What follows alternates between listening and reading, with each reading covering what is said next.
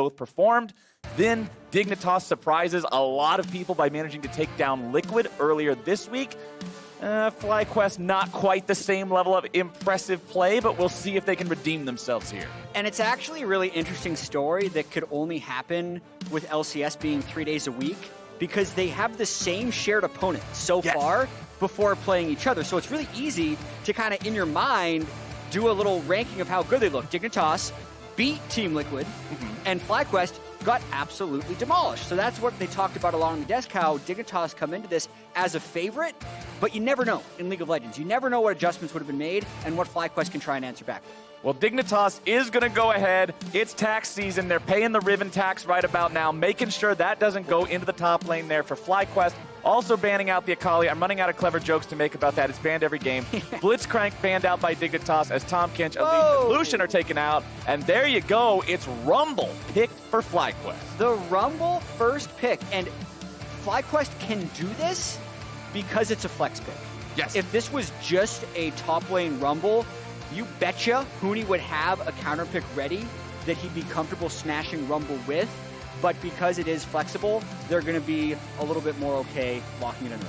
And I also like the fact that it's a denial pick along with the flex potential, considering this is one of the champions we've seen Huni pop off most on in the past. Yeah. You keep it out of the hands of Dignitas. You get it in your own lineup. And it looks like Dig are going to respond with a couple of power picks of their own. The boss already locked in, set there in the top lane.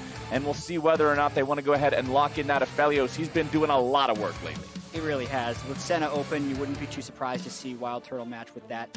I'm hoping that we see...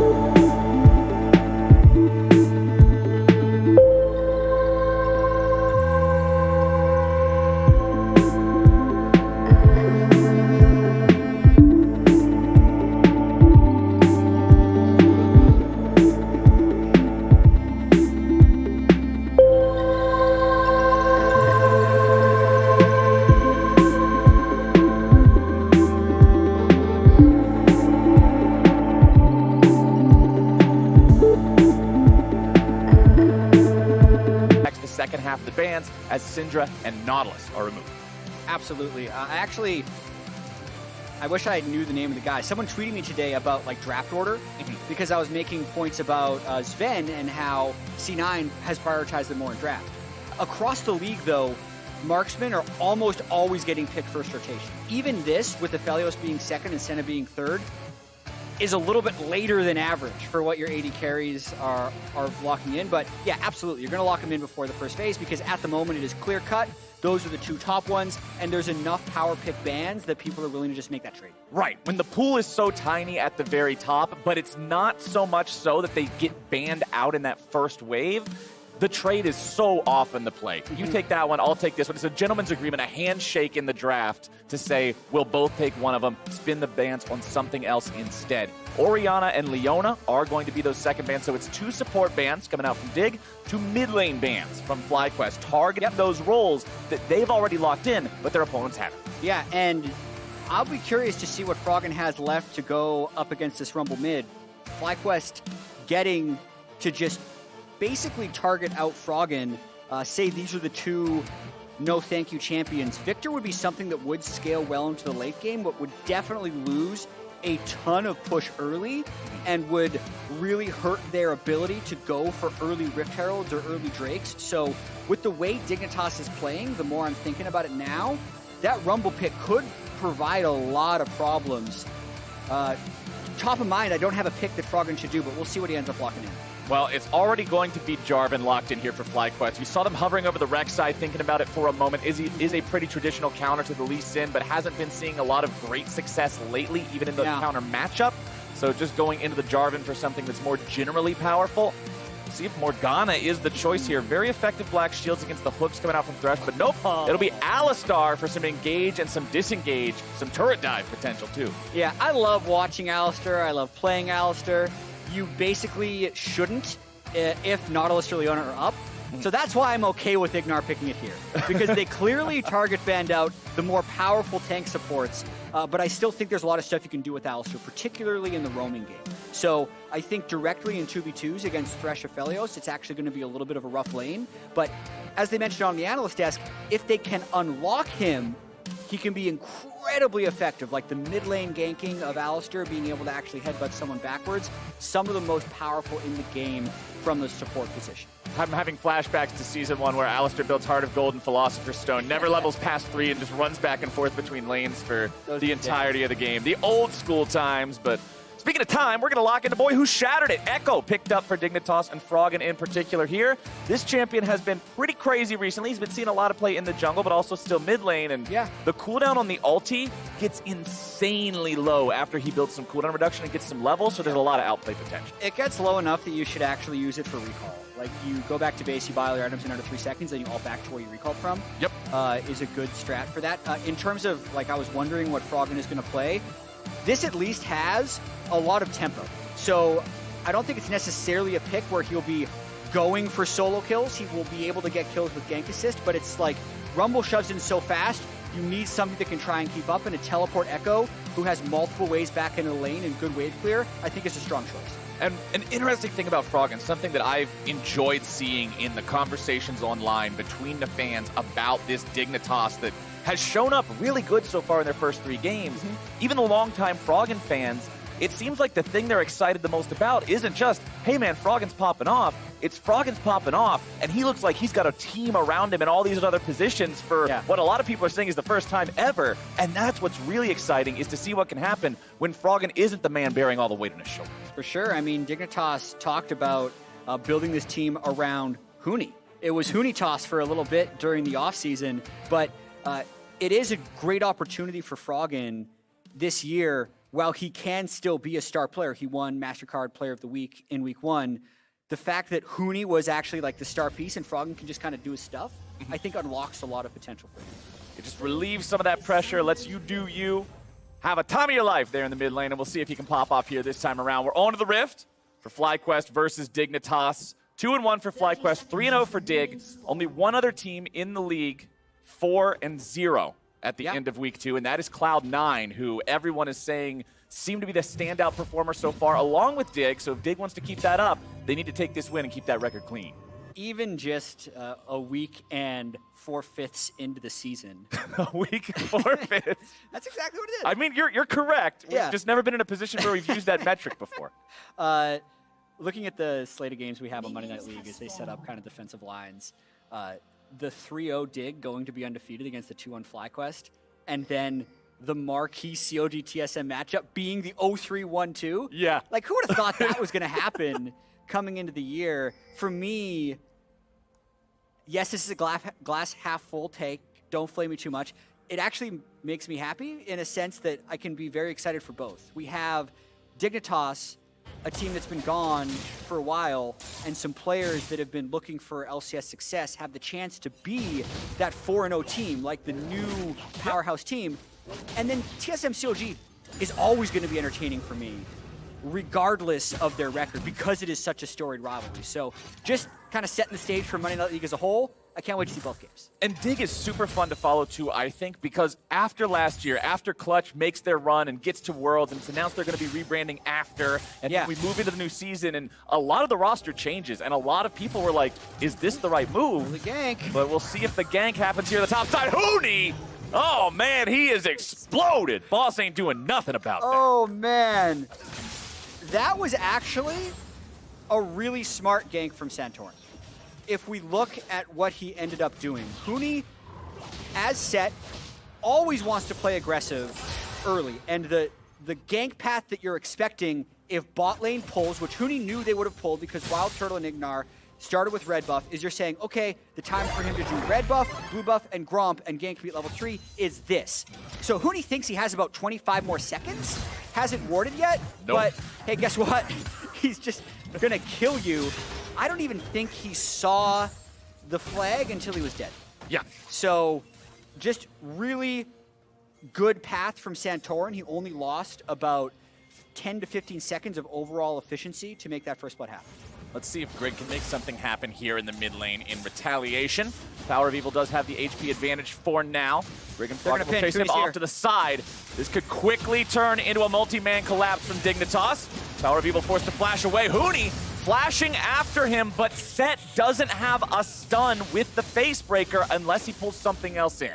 Ooh, that was one of those plays from Huni where he's trying to do too much. Like he was a little bit embarrassed that the early game happened, so he tried to make a big play mid. Now he's lost more experience and been down his flash. The wave was pushing against him, so he didn't lose a huge amount of experience, but it still makes him even more vulnerable up in that top lane, now flashless and teleportless. Unforced error. I think so. Yeah. Not something that Huni needed to do, but felt compelled as Ignar finds himself grabbed up here by the death sentence in the bottom side. Lots of CC coming in there, and Johnson! This kid has been on everybody's radar these first couple of weeks, and he is popping off the thing. That was slick by both Johnson and Aphromoo, the way they layered CC. I'll go over that during the replay, but awesome to see the synergy of them going for the aggressive plays early on in laning phase as a teleport laner. So not only they got the solo kill against the combat summoner lane. When this game hits 8 minutes, or even just with how much pressure they gain from that, can't say no. Really well done stuff here from Dig, getting themselves a kill in retaliation for that first blood FlyQuest had. Game's dead even. Froggen warding up the side of the lane here. Just going to be watching out to see if Santorin wants to get involved here in this mid lane. He has gone back to shop, does have the skirmisher Saber. Viper seems to be doing all right here in the top side up against Huni. Again, when you're playing against Set, his mobility is incredibly limited, so you don't have to really feel like he's going to be able to jump on you and just kill him all on his own. You pretty much need to put yourself in a spot where he can make those sorts of moves, unless he gets a big flank like you were talking about. Yeah. But 1v1 in lane, a flank's not normally the same. Yeah, definitely not. I think if Huni doesn't want to die in that lane, he's not gonna. I think he should, and I think the same is pretty true for Viper as well on Aatrox, so kind of expect them to split the farm in the lane, and then their impact will ultimately be felt in teamfights. Johnson will just keep farming up here on the Aphelios. Has the Gravitum. No level 6s online for anybody here across the Rift just yet. But Viper getting the better of Huni in this trade, stepping to the side of the Haymaker. He'll still take damage, but considering he's not in the center line, that means he will reduce it at least to physical instead of true. Viper's a guy where I'm particularly going to be keeping my eyes on because I feel like he had a lot of errors in the game against Team Liquid, trying to ult double if Aphelios, putting himself in a spot where he would just get 1v1. He's up against the champion again. I'm sure he's painfully aware of the lessons that he learned in the game earlier this week, and I really want to see how he plays. Yeah, if Aphelios has the Healy gun and the white gun, you got to stay away from being really melee with them, is one of the lessons. But watching this early lane, so we know the pressure created by Johnson and Aphromoo is what's actually unlocking Grig to do this 6-minute Ocean Drake right now, and the timing is particularly good for them right now. So notice how Johnson still has his teleport. This means they can take the Ocean Drake, they can shove in another wave, they can go back to base and run for Rift, and basically, if Wild Turtle matches the Rift play, they'll get first dibs on bottom lane. I was talking with Frawley earlier, like, if 8-minute Rift Herald is going to be the meta, then teams should just be taking teleport 80 carries. The fact that Dignitas is the team that's starting to set the 8-minute Rift Herald meta just makes sense that they're also already bringing teleport. Easy to prepare for the strategy that you're molding, that you're crafting, that you're introducing. You're the one who has all that knowledge into it. Gold still very close here between these sides. As Power of Evil and Froggen have the ultis turned on here in the mid lane. You can see Power of Evil just now ticking level 7 here on the Rumble. Sorcerer's Shoes rush for the extra magic penetration just to make sure that when he does find the damage with those Flame Spitters, it hits hard. Froggen taken solo, has to chrono break back as the equalizer comes down. Grig is nearby to prevent any kind of a dive, but Froggen definitely comes out worse for wear on that one. He does, but they got the equalizer, which I think is really important with Rift Herald spawning in 30 seconds. So I want to track here if Johnson can get this wave shoved out and if Dignitas try and go for Rift Herald play, because the thing that would stop them from going for Rift Herald play would be the fact that they don't want to do a river fight against a Rumble. With Equalizer down, I think it becomes a lot more palatable. Huni shoving out that top side as well here. You can see the wave building up, so Viper's going to have to respond to that one. He'll roam down into the river, set up some vision, potentially make way for the rest of the team to show up there. And you can see the On My Way ping coming out from FlyQuest. They recognize this could be the call here from Dignitas. Yeah, so watch the minimap and watch Aphromoo. He just recalled, he's heading towards Rift. Ignar's on the same page. But the interesting thing here is these two 80 carries, one has teleport, one doesn't. So even though Ignar's roaming up, there's going to be a numbers advantage for Dignitas when they get there. Huni trying to scare Power of Evil away from this control war, but there's not a whole lot Set can do about it when there's more players there on the opposing side. Just kind of has to sit there and watch that get taken out. Neither team wanting to commit towards that Rift Herald yet. There's still a lot of housekeeping to do, keeping track of the players from the other side, getting the vision set up, overcommitting to something here, putting yourself where you're vulnerable to your opponent's collapsing could be a nightmare here for either team. But it looks like Dignitas are going to say, okay, we've got the advantage in that TP like you were talking about, let's start it up. Good play by Dignitas, and because there's no Equalizer on Rumble yet, they don't really have an answer. Another thing that I actually really liked is that Johnson hadn't shown. Now that he's shown bottom lane, they're thinking of a fight, but he can just teleport in. The Equalizer is ready now, though. Santorin's going to be the target here at the very start. Huni tanking up here in the middle. Showstopper's not going to find a whole lot. He's still got the Haymaker ready to go. Equalizer comes down. Damage going through. Froggen is gone. And Dignitas do not want this fight. Aphromoo down to 100 HP, and Viper's looking to take him out. Power of Evil grabs the kill, and Johnson is alone behind enemy line. He will not find anything this time, and that's a whole lot of kills for FlyQuest. Woo, stand corrected there where FlyQuest couldn't do anything about it. They waited for the Equalizer to come back up, and that was their moment to fight. And even though Wild Turtle doesn't have a teleport like Johnson does to match, he's got that R. He just hit everyone with his Senna Global, and they end up taking the fight convincingly. Let's watch this one more time. So it's like, did think they're pretty safe here, but it looked to me like the teleport from Johnson was a little bit slow. So they're dumping a lot of damage on Santorin, but they're indecisive of whether or not they want to fight. And then once Grid goes in, they got to bail. Well, back to live here. Wild Turtle almost found himself collapsed on there in the mid lane. Did have to use the flash to get away, but importantly, it does get him out. Doesn't end up having to pay for that one with his life. But yeah, not only was Johnson's teleport a little bit slow, but he also had to put it in a spot where he felt safe and he wouldn't be just throwing himself into the maw of the waiting FlyQuest players.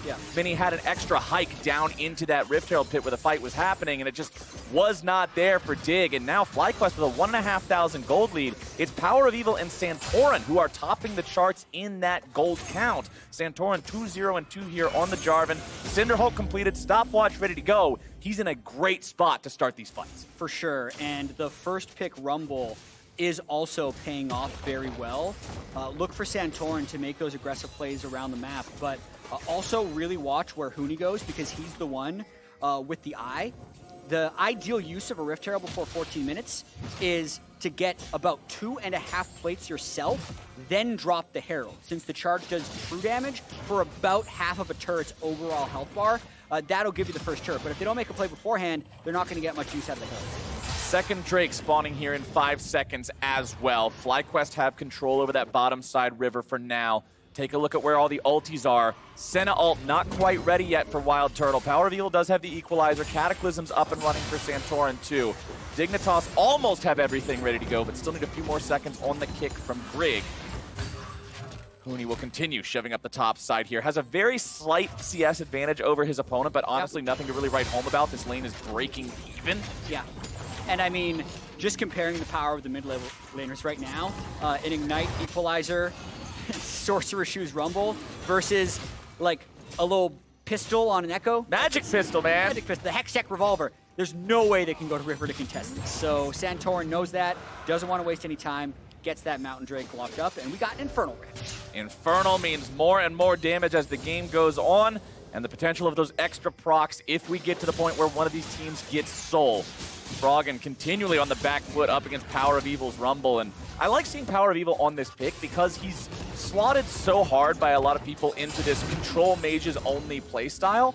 Rumble's not a 45-minute control mage. Rumble is an incredible team fighter in the mid game that can really take control over neutral fights and propel your team forward with objective play. And I want to watch Power of Evil, now that we're 13 minutes into this game, now that we're going to start getting into more of those big fights, to see if he navigates it right. That's a really good point. And Dig trying to make a play towards the top lane because PoE was bottom lane. Well, they will use Shelly, but they're only going to grab the first couple of plates with it. They will not manage to shave those plates off with their champions first and get more value out of slamming Shelly into the high armor and MR, but hey, money in the pocket, money in the pocket. Greg. Well, Santorin's able to get him in the Cataclysm. Ignite goes down. There comes a Wild Turtle ulti, but the damage going to be sidestepped. Greg trying to get out, but it is just hand-wrapped on a silver platter for Viper. Oh, man, not many directions he could run away in that one. Really good patience by Ignar and Santorin, who Santorin is the guy who really feels like he's starting to take over this game with his positioning and the way he's initiating these fights, not even having to burn his stopwatch. Just catching Greg in transit there and gift-wrapping Viper a kill. I wish I could remember off the top of my head which split it was, but one of the recent splits where it was Team Liquid and Cloud9 and I believe TSM that were our top 3 teams. And when it came down to the all LCS team voting at the end of the split, Santorin was the only player outside of those 3 teams to make an all LCS team. I think that was 2019 Spring. Yeah, I knew it was with one of the past 3 splits. But that is one thing that stands out to me about him as a player, is even if he's on a roster that doesn't particularly stand out to people as a whole, he's the kind of guy that can have those kinds of standout plays as an individual. Yeah, and that was the split where FlyQuest actually made semifinals. So whenever you're talking, hopefully, about FlyQuest, you point back to that split. You say, hey, look what they did with this roster. They were good. You can say Summer was a misstep, but now they've found Power of Evil on this team. They've got Ignar as support. Like, let's go do great things as FlyQuest. That's the sell for this team. And I think something that a lot of people don't realize about Santorin is how sacrificial he is willing to be for his team. True team player. He is very much a team player. Sometimes the correct team play is for Santorin to go try and kill everyone, and in those situations he will do that. But in other situations, the correct play is actually he sits in a brush while his mid laner pushes in the final wave. And that's something that'll actually set him behind the game, but he's very, very willing to do. So occasionally, he ends up looking worse than he actually is. That's my opinion on Santorin. It goes back to that conversation where laners always say it's the jungler's fault, but junglers always say, I can't do it if my laners aren't helping me. Santorin's the kind of jungler that is fully willing to forego his own investment for the sake of those laners. He's practically the guy that's on their side saying, yes, it is my job to be here to facilitate you. And so far, it's got him 100% kill participation. It's got him in a really good spot here in this game, and it's got him a Rift Herald here, the second one of the game. See Huni and Viper continuing to trade down here in the bottom lane, but what we said earlier still reigns true. These guys aren't dying unless somebody else gets involved. Yeah, for sure. And you could see Dignitas was hoping to get involved in the bottom lane, but Viper's playing fairly safe, conservative side lane and allowing the team to play through Rumble Jarvan because that's really what they need to get done. It's also going to be kind of fascinating to watch this as FlyQuest is 1 teleport against 3, but so much stronger in team fights. So I think actually the correct play for FlyQuest in a lot of situations is to try and force fights, which really means Ignar and Santorin have to find good playing positions. Johnson currently has the Reddit clip loadout with his gun, sniper rifle, plus the turret creating Ninja Star throwing crescendum. So those are the 2 that can catch you off guard and find you sniped down from 3,000 range away. One of them about to expire here very soon, so that means he probably won't have that for the next fight. Neither one of these side teams especially bloodthirsty. But the Drake is spawning in 30 seconds, and the count is tied 1-1. We'll see if that's worth fighting over.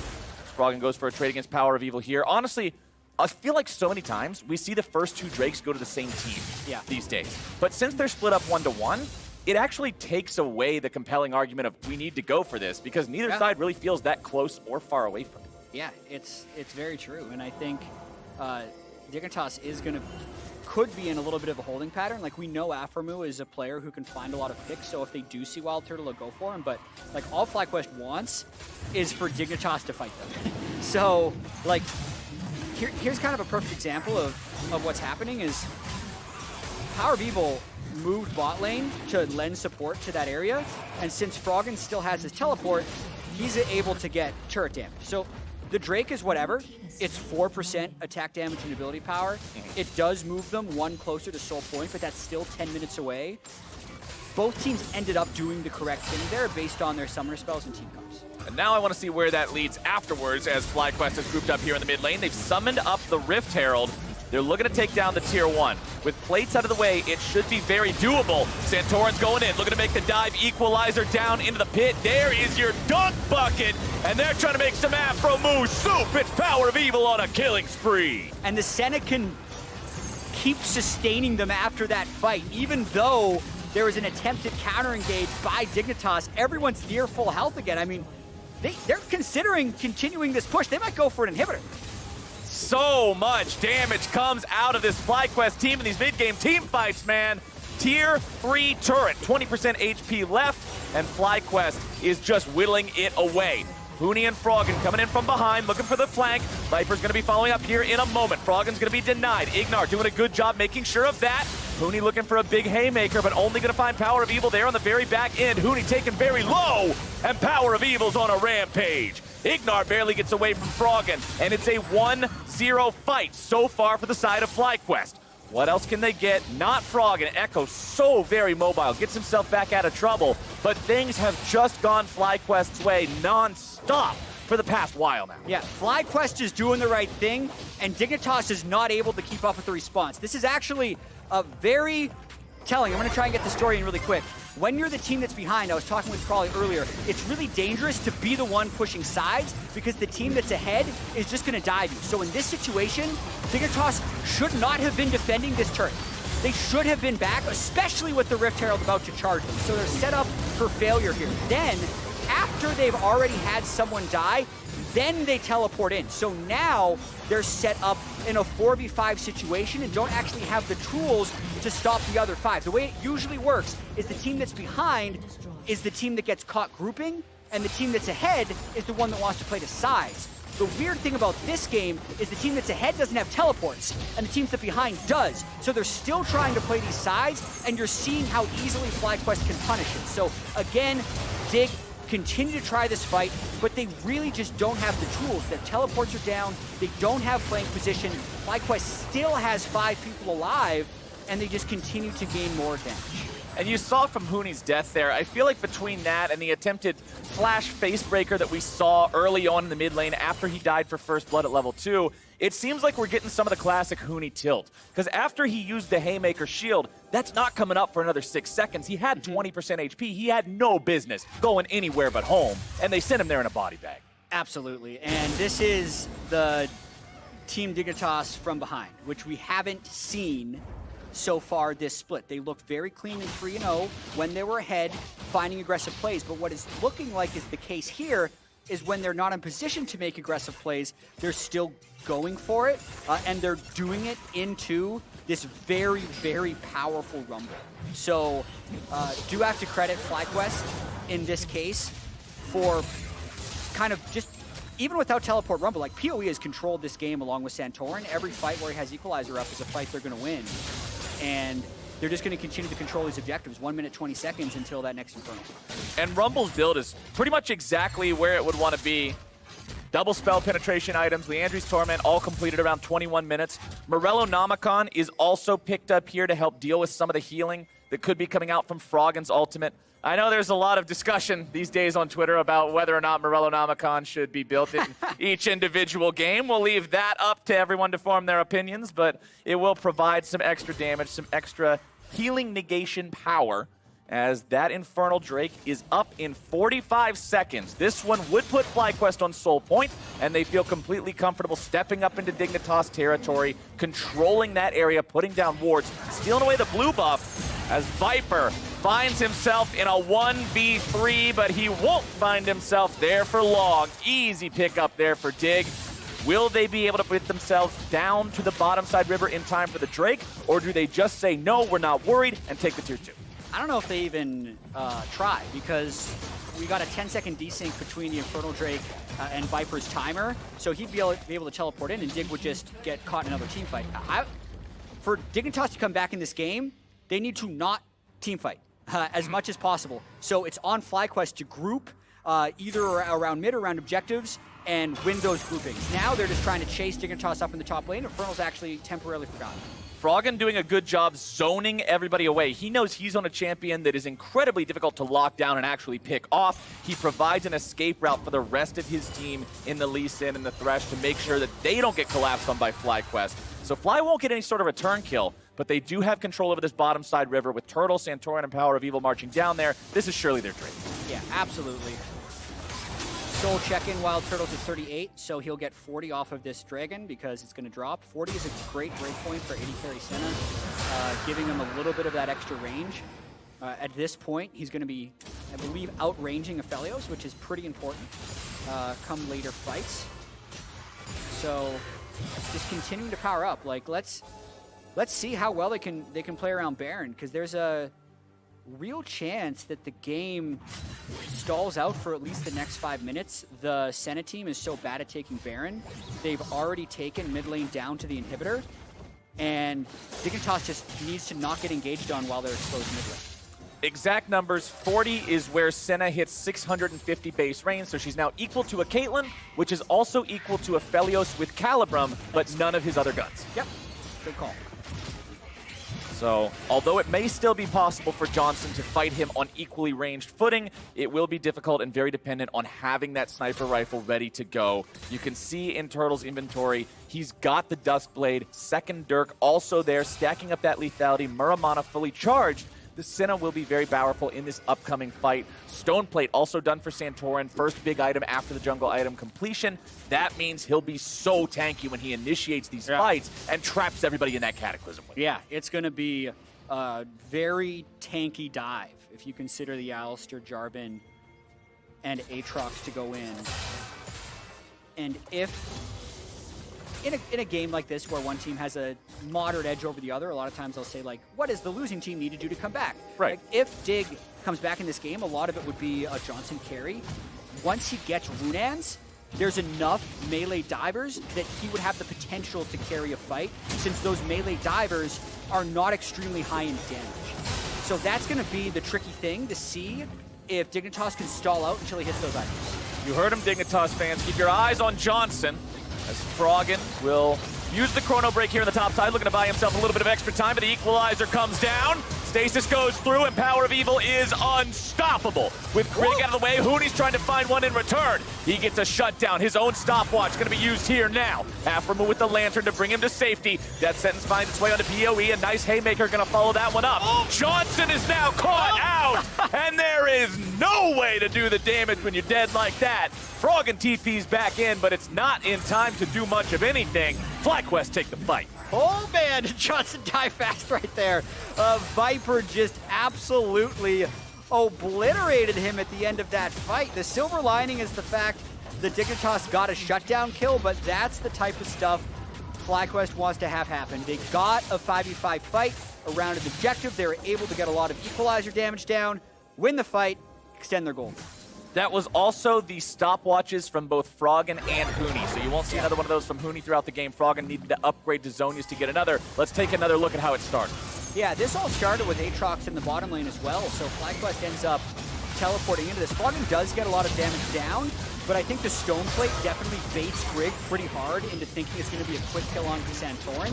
And even though Hooney can finish off the kill with the Haymaker, by that point, like, look at the actual position of the fight. Ignore gets Johnson's flash early. Froggen's out of the fight. Like, where is their damage actually going to come from as Johnson tries to step up? Viper just obliterates him because there's nothing to peel for Johnson in that scenario.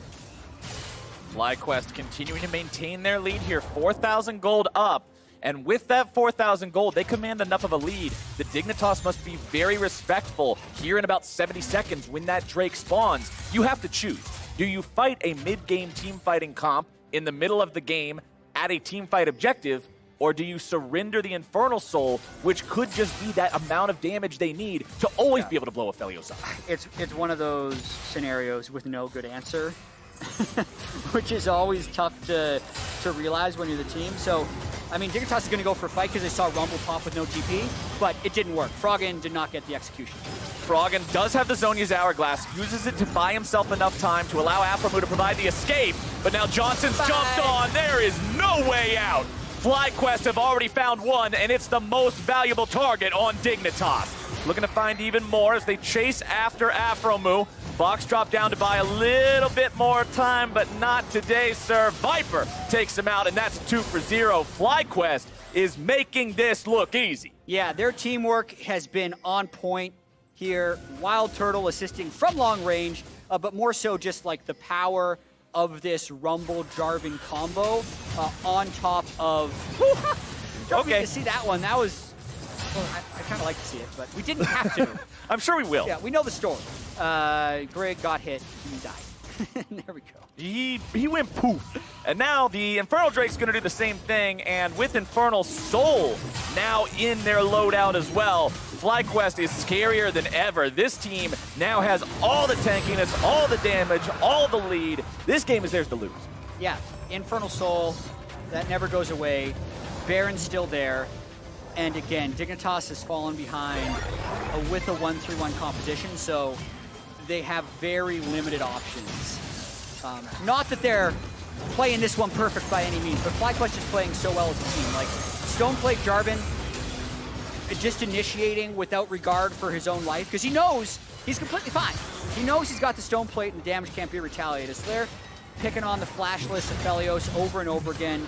Easy to chase down Aphromoo. Let's see this Grig play. A little bit of desperation when you're trying to go for the Drake Soul. And yeah, I think Wild Turtle just shot him 3 times. That'll happen. That was about it. That'll happen. No more, no less. 3 shots. You're out of there. FlyQuest onto the Baron now. Dignitas really just don't want anything to do with this. They know there's no way they can contest a fight. Grig might try for a Miracle Steal. Sonic Wave looking to go in, but he'll be blown up before he ever gets the chance. Santorin buying some time. He's not in the pit. Froggen could try to make some sort of a steal happen. Huni goes in. Could this be the haymaker? It is taken by Dignitas. You have got to be kidding me. FlyQuest, they lose the Baron. They trade 2 for 1, but that is not worth it. You don't want to be giving those away. Come on, FlyQuest, come on! You got the Santorin smite, and there's no way Grig survives to make his way into the pit. So if you're gonna hop over with somebody else and keep your smite alive, because let's watch this one more time. Baron at 3K, Viper and Ignar already got this under control. Like, they're gonna stop him. Santorin jumps over the pit. Actually, Grig kicking him further back is good. Johnson finishes him off. But anyway, oh crap, like there's no one with smite here. Huni and Froggen both just kind of going. Terrible equalizer by PoE. He was trying to kill Froggen, but really should have just laid it down in the pit. And then, oh my goodness, Froggen gets it with Lit Bane auto attack. And it was an 87 health, so you could have breathed on it or just looked at it the wrong way and it would have died. A support auto attack probably would have been able to take it out as long as you didn't have the debuff, but yeah.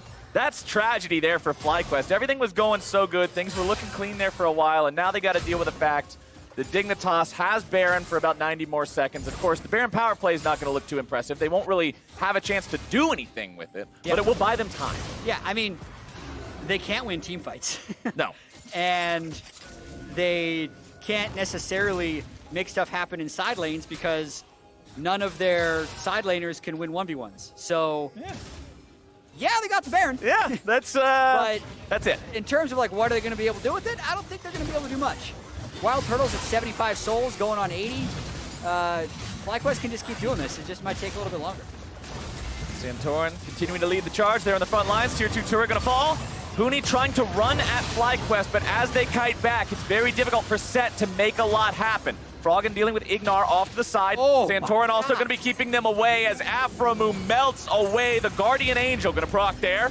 Huni will be kept alive only a moment longer, and now he's gone too. 2 for 0 for the side of FlyQuest. And Ignar's just doing a great job being a distraction. He kept Froggen out of the fight. Froggen looks to at least try to get something in return. He chrono breaks back, but now he doesn't have it any longer. He'll buy as much time as humanly possible with that stasis. But Turtle, he times it right, and the Dawning Shadow takes the kill. Did you see that equalizer damage on the top of the screen? It's a bunch. With Infernal Soul? Good Lord. That was... It basically just one-shot 2 people on Dignitas as PoE went in there with all of his Magic Pen and his Infernal Soul. Whoa. We mentioned Dig couldn't win team fights. They tried anyway. This is probably the final push. I'd rather see them try than just go down sitting next to their fountain watching the entire base evaporate, but when you're this far behind, it's so difficult to make it happen. There's your damage. Power of Evil, legendary, just popping off this game. 9-0-4. Huni trying to frontline, trying to just give a moment's rest to Dignitas, but instead he'll give them yet another kill over to the side of FlyQuest. Plant some trees, baby. That one's for nature. FlyQuest, take Dig down.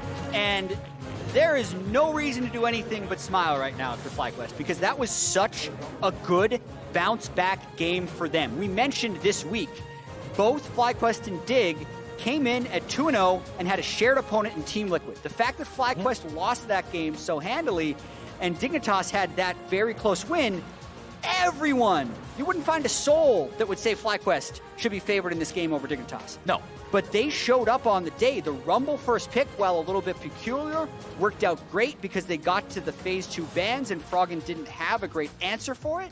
They won that first Rift Herald fight, and then their teamwork just reigned supreme. Dig just kept trying comeback play after comeback play after comeback play, and FlyQuest just kept kind of batting them away. So now they're both 3-1. That's a great bounce back for FlyQuest. Yeah, I feel like these teams are very close together once again. After the games earlier this week, like you said, the Liquid being the example, FlyQuest looked really bad. But now, today, Dignitas looked really bad in that game. So they've each had 3 really solid games, one that wasn't exactly how they wanted it to go, but it's still promising for the 2 teams as a whole. And FlyQuest, to be able to have that really bad game in the first game of the week, take a day, look over the VOD, say, hey, here's what went wrong, here's how we fix it, and then come back and do this. Yeah, the Baron was a little yikes. But aside from the Baron, it was a pretty solid game from FlyQuest. Yeah, and this is the best thing and the worst thing about early season LCS, is how easy it is to react and form like confident opinions on team strategy. Oh yeah, the pendulum can just swing wide. Yeah, Dig at 3-0 with how good Johnson had been and Huni and Froggen's history, like I was, damn, like Dig is they're the button, they're going to Worlds. Yeah, man, I love this team. And then after this game, yeah, I'm a little bit more skeptical. They made a lot of mistakes, but FlyQuest is resilient, and I think that's the biggest takeaway from this game. You already mentioned the mistakes they made in TL. They fixed them for this game, and now they're tied for second in the LCS. Well, the Dig hype train might have to pull over for some refuel, but FlyQuest looked good, and for more on their victory, Pastry is standing by with their mechanized menace in the mid lane. Thank you so much. I'm here with Power of Evil. I personally cannot believe they left Rumble open for you. Were you surprised to get that pick in the draft? Well, I felt like we had really good success on it last time already, so I assumed that it's banned, and I think we assumed that going into the draft. When it was open, I think we were all pretty happy about it. Certainly based on the gameplay we saw, that kind of makes sense. After you lost to TL, though, was there anything different that FlyQuest did or you did in preparation to kind of reset and make sure you got this win? Well, so we had pretty insanely good scrim results, so we were pretty disappointed losing against TL that strongly. I think we were all a little bit shocked, but I think it was good as well for us to work on our mistakes, work on our early game, and even a little bit draft as well. I think TL got the better of us in the drafting phase as well. So I think today I felt we got the better draft, and I think we played the early game really, really good. We got the early kills. We just played for Dragons. The Baron was a little bit unfortunate. I feel like we should have gotten that, but that was a really good steal by Froggen, and yeah. Well, certainly looking good. Congratulations on the win today. We will see you later at the Bud Light League Lounge, but for now, we are going to throw it back to the State Farm Analyst Desk. Thank you so much, Pastry. Now, that was a game that I want to go to you first, Mark, because you had some interesting ways to evaluate just how hot a team is. Do you care to reevaluate This them? might be a big in-joke that people who did not watch the countdown yesterday will not understand, but apparently Flaming Hot Cheetos lose to lukewarm tea because they get soggy, and that's how FlyQuest was able to come away with the win. Well, you can still cool down tea, and it can be good. So I don't know if there's anything. Big debate. Yeah. If people don't understand that, my references, go back and watch yesterday's countdown. You'll get it. It was a great joke. Anyway, going to the top of this game that we just witnessed. First, got to talk about the draft because there were some interesting things happening there, all the way from the top with the band selected over from Dig side, and then some of their follow-up as well with their picks. I mean, so I appreciate that they watched the show They before they listened go to your on win stage. condition. It was a bad win condition. Yeah, it was a nice, like, pretending to be a coach, but I think they went a little bit too hard in my suggestion. So next time they should just ask for more details and I'll help them out. But yeah, You are right that over was the here. problem. It's they not that far from the stage. overbanned support and focus on bot lane. So I like the focus on bot lane. I think Blitz ban is good. They've shown they prioritize Thresh, so it makes sense. The Riven ban in 1-2-3 seems weird because honestly, never seen him pick Riven that early. So you can save that for 4 or 5 and ban that Rumble because it looks like the Echo is not a good answer to it. And LeBlanc was open, but that doesn't seem great into it. So knowing PoE plays this seems kind of goofy to give him something. Yeah, I think the double support ban is like, I can see them going like, let's just target what we know they're good at in the first phase and do reactions in the second, but then they didn't. I mean, maybe they knew because we've seen PoE play Rumble already this year. Maybe they thought Echo was the answer, or maybe they just should have, focused on some other picks instead of going for that support pinch that they did. So how many Dignitas games have they won with Froggen playing a split pusher, side laner, not a I scaling wasn't going to fighter? say it first, but I don't want to see Froggen's assassins for the most part. Yeah, I mean, I like they're extending their playbook a bit, because if you have Echo and win with it, it's kind of like scary. Like, oh no, they can pick Echo and our Syndra. But when you pick it in this situation, it just looks like they kind of didn't know what to pick, so they picked Echo. Yeah. Well, in the Echo versus the Rumble in the laning phase is one thing to think about, but the Rumble in particular, once you hit 6, going into that Herald fight that we saw, where Dignitas really wanted to try and grasp this for themselves, but hitting that level made it a difficult opponent from FlyQuest. Yeah, so this is a big issue with the Rumble versus Echo matchup, not just being in lane, but when you get a team fight like this, especially early, like Rumble's impact is so much bigger than Echo's, who wants to split up the team fight and get a 1v1. Yeah, and then if any of these early plays work out for Rumble, then that split push that you're probably hoping Echo will win in the mid to late game portion suddenly isn't in his favor. There are a number of times where there were monster trades that Power Evil could have taken or did take to push Echo out of the side lane. And I think this just shows that there's a lot more to FlyQuest than we probably gave them credit for, that we should have given them more credit for. They work really well as a team. Like everything that you're going to see in these replay packages are basically 5v5s or 4v4s where they're out executing their opponents. Yeah, I mean, I think that's the best part about Rumble for them is like, yeah, PoE always played control mages. Rumble's not a control mage, but he plays kind of like one. Yeah, he's a team fighter. Yeah, he just wants to get grouped. So them playing this way, I think, is like very correct, especially for PoE, even though he's not a melee It mage forces player. him to be more proactive in the early game, where sometimes I feel like if he defaults onto Orianna, they don't do anything in the early game. But with Rumble, you have to be proactive while still being a team Well, it fighter. just feels so good. You Yeah. have this like gigantic ultimate, and you're like, I can win this fight by myself. Yeah. Well, that proactivity is expected to a degree, and when we're looking over at Dignitas thinking, okay, maybe how can they scale? How can they try and bring this back in their favor? It seemed like those opportunities became very limited when we ended up seeing that push towards mid-inhib, and that allowed FlyQuest to really start accelerating their domination of this portion of the game. Yeah, this was really smart by FlyQuest. I mean, they had the Herald for a while, and they finally got, they didn't even have Cryo in the side lanes. They just grouped to mid because they had Herald, they have a better team fight comp. And as you can see, they just dive it 5 versus 3. And with Alistar tanking with his ultimate, like no one dies. And Senna healing too, it's just too hard to deal with. Yeah, I mean, FlyQuest are trying to do, Dignitas are trying to do some kind of 1-3-1 setup, split push side lane. But if you're trying to side lane, and I know you harp on this all the time about losing teams trying to side lane, especially against a team with Alistar, Jarvan, you're gonna get dove and murdered in the mid lane. And that's what happened. And then, if you flash out of the Jarvan once, then there's Alistar to catch you afterwards. And that was a beautiful dive by FlyQuest. I mean, I think Dignitas played that correctly. I know it like sped up the game like crazy because the dive went off and they took 2 turrets and then, wait, did they take inhib there? I think they took inhib turret. Yeah, Turret, so they not took like 3 inhib. turrets. So I think. Dignitas is in a bad spot because, yeah, they're behind, but if Echo stays with the mid, like, it'll stall the game a bit, but, FlyQuest is just going to keep getting stronger. So they put the onus on FlyQuest. If FlyQuest did not make that dive, and they, like, choked, and they're like, oh, no, they're pushing side lanes, what do we do? There's a chance FlyQuest made a mistake. So I appreciate Dignitas' play, but it was like, yeah, too Maybe wait till they drop Rift Herald before going for the split. yeah, Maybe, but, like, that's the only criticism I would have for that. Just wait till they do it, and then you can try and split them up a little bit more. Well, and this is FlyQuest's way of saying if we can't be undefeated at this point, no one can. But up next, it is a storied matchup between TSM and CLG, so don't go anywhere.